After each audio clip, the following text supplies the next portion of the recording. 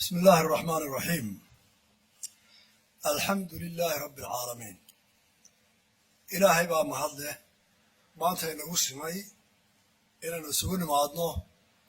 حفلة أنا كده حفلة وتشكي كوباد بلارنتا تكتب بربرة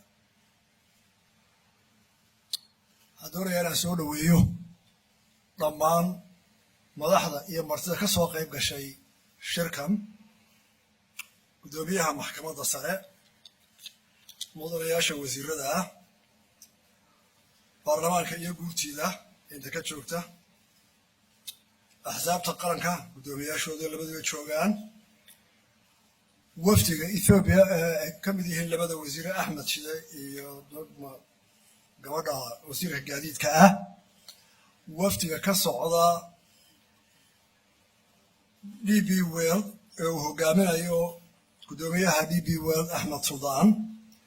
وفد كينيا كسر كم تهاي حلبانكا أما إمبيغا ريال أودينغا قبديسي أما إنتيسي هجامنا يسو أو أصاحب وين وسومالي لاند برايم مينستر كي هو غيني بيساو دمانتين waxaan soo dhaweynayaa ka qaybgalka xafladda lagu furayo feeskii koobaad ee magaalada Berbera maanta waxa maalin weyn oo taariikhi ah oo u ah dadka Soomaaliland iyo geeska Afrika iyadoo aynu u goobjoog ka nahay furitaanka ballaaran ee lagu casriyay dekedii Berbera oo ay maalgelisay shirkadda DP World ee ay leedahay dowladda Imaaraadka Carabta waxa kale oo suurtagelinaysa arrintaasi ma aha oo kaliya in dekedii la furay ee waxay ka dhigaysaa Somaliland dal hogaamiya shaqada dekedaha noqdana goob baayac mushtar oo u dhiganta Singapore ama Dubai mustaqbalka soo socda hawsha inoo qabsoontay waxay kor u sii qaadaysaa horumarka dhaqaalaheena soo jiidashada maalgashiga caalamiga ah iyo shaqo abuurka dalkeena waxaan uga mahadnaqayaa dowladda Imaaraadka Carabta oo ku dhiiratay inay adduunka intaa la geliso dalkeena Somaliland iyada oo waqtigaa ay dowlado badan ay ka hor yimaadeen oo duufaano coladeed ku kiciyeen in aan la dhisi karin dekedaha waxaa si gaar ugu mahadnaqayaa suldaan oo u dhabar adeegay culays kasta iyo cadaadis kasta oo kaga yimid dowladaha jaarnahay si loo joojiyo in la bilaabo dhismaha aad iyo aad baan ugu mahadnaqayaa suldaan DP World iyo madaxda dowladda Carabta waxaan u mahadnaqayaa wafdiga Ethiopia ee wasiirada hogaaminayaan iyo wafdiga ka socda dowladda Soomaaliyeed madaxweynuhu hogaaminayo oo inoo muujiyay inay yihiin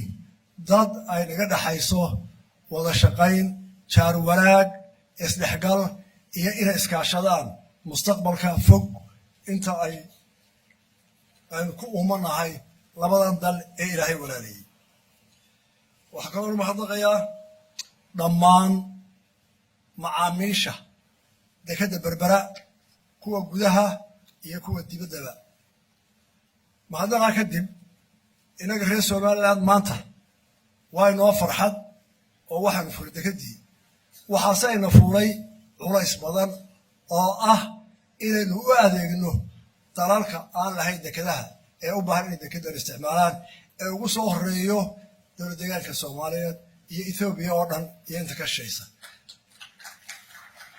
xilkaasi waxay nooga baahan yihiin mas'uuliyad culus oo ugu horeysa soo dhaweyn ilbaxnimo shaqo fiican waayo noloshu waa tartan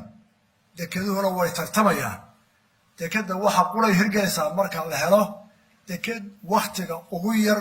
kaga dejin karta marabka ee geyn karta halka looga baahnaa waa ta koobaad minidka qaaliya marka dekeda laga shaqeynayo waxaa loo baahan yahay dad lala macaamili karo oo ilbaxa oo furfuran oo qofka yimaadeen baacuushka uu ku nasto ee aan ku deeqadoona waa inaga doonaya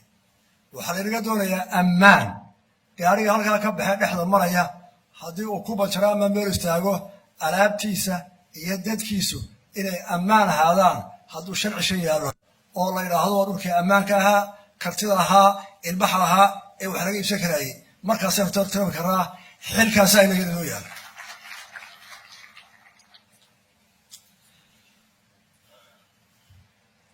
Distinguished delegates, ladies and gentlemen, welcome you all. Today we are celebrating another key milestone of Somaliland's progress toward this economical development. As we are integrating Berbera Port Phase 1 expansion and the groundbreaking of Berbera Free Economic Zone.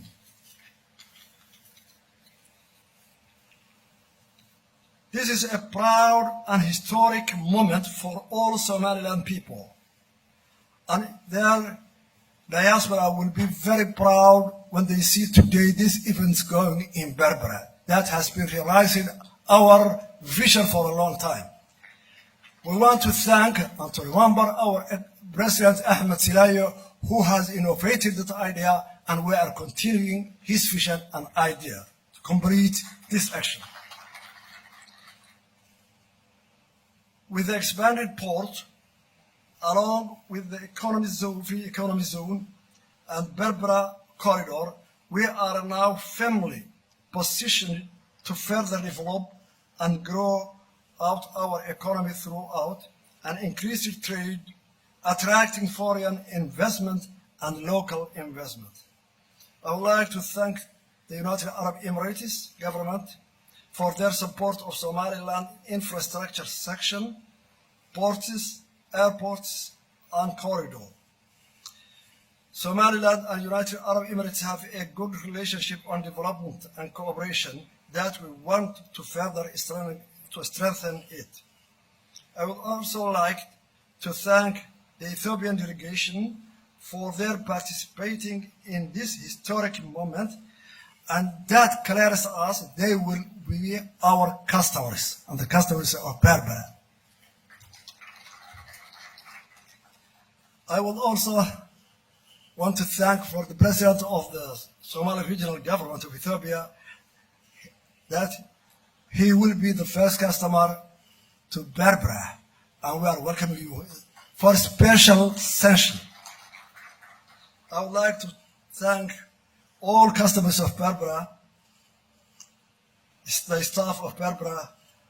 and the leaders and authority of Berbera Port. Thank you very much for all.